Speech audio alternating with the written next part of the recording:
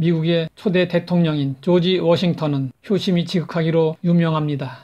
그의 이야기는 미국 중고등학교에서 부모 공경을 가르칠 때 인용되고 있습니다. 그가 어머니 생일을 맞아 많은 사람들을 초청해 축하 파티를 열었습니다. 그 축하 파티에 참석한 프랑스 대사가 워싱턴의 어머니에게 물었습니다. 어쩌면 저렇게 훌륭한 아들을 두셨습니까? 그 비결이 무엇입니까?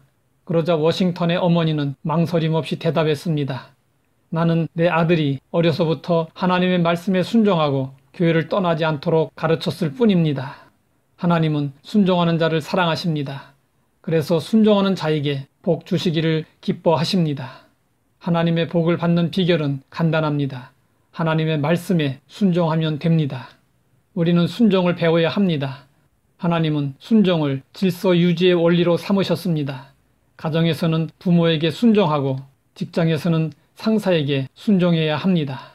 순종은 하라는 것은 하고 하지 말라는 것은 하지 않는 것입니다. 성경은 순종을 대단히 중요하게 강조하고 있습니다. 왜 순종이 중요할까요? 성경은 말씀하고 있습니다. 한 사람이 순종하지 아니함으로 많은 사람이 죄인 된 것 같이 한 사람이 순종하심으로 많은 사람이 의인이 되리라. 아담이 불순종함으로 그 안에서 온 인류가 죄인이 되었지만 예수님께서 순종하심으로 그 안에서 온 인류가 구원을 받게 되었습니다. 우리 앞에는 언제나 두 길이 놓여 있습니다. 그 길은 순종의 길과 불순종의 길입니다. 하나님의 말씀은 우리에게 선택과 결단을 요구합니다. 우리는 하나님의 말씀을 대할 때마다 순종할 것인지 불순종할 것인지 선택해야 합니다. 선택은 자유지만 그 결과는 선택할 수 없습니다. 순종하면 복을 받지만 불순종하면 저주를 받습니다. 성경은 말씀하고 있습니다.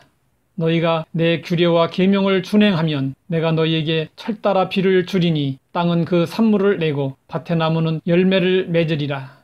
우리가 철따라 하나님의 은혜를 받고 풍성한 물질의 복을 누릴 수 있는 방법은 하나님의 말씀에 순종하는 것입니다. 순종하면 좋은 일이 일어납니다. 어느 선교사가 아이를 쳐다보다가 깜짝 놀랐습니다. 아이가 놀고 있는 나무 위에서 큰 구렁이가 아이에게로 다가오고 있었습니다. 선교사는 아이에게 소리를 쳤습니다. 그 자리에 엎드려서 빨리 앞으로 기어 오너라. 상황을 설명할 만한 시간이 없었습니다. 아이는 아빠의 말에 즉각 순종했습니다. 그 결과 아이는 위험에서 벗어날 수 있었습니다. 만약 아이가 아빠의 요청에 대해 왜요라고 묻고 순종하기를 주저했다면 어떻게 되었을까요? 최고의 순종은 즉각적인 순종입니다. 하나님이 우리에게 순종을 요구하는 것들은 모두 우리를 유익하게 하려는 것입니다. 부모가 순종하는 자녀로 인해 기뻐하는 것처럼 하나님도 순종하는 자들로 인해 기뻐하십니다. 부모의 마음은 순종하는 자녀에게 기울게 되어 있습니다. 하나님과의 관계에서도 마찬가지입니다. 하나님은 불순종하는 사울을 패하시고 순종하는 다윗을 왕으로 세우셨습니다. 우리가 범사에 하나님의 뜻을 묻고 하나님의 말씀에 귀를 기울이고 하나님의 말씀에 순종하면 하나님은 반드시 약속하신 복을 내려주십니다. 하나님 아버지, 언제나 순종의 길을 선택함으로 복을 받기 원합니다.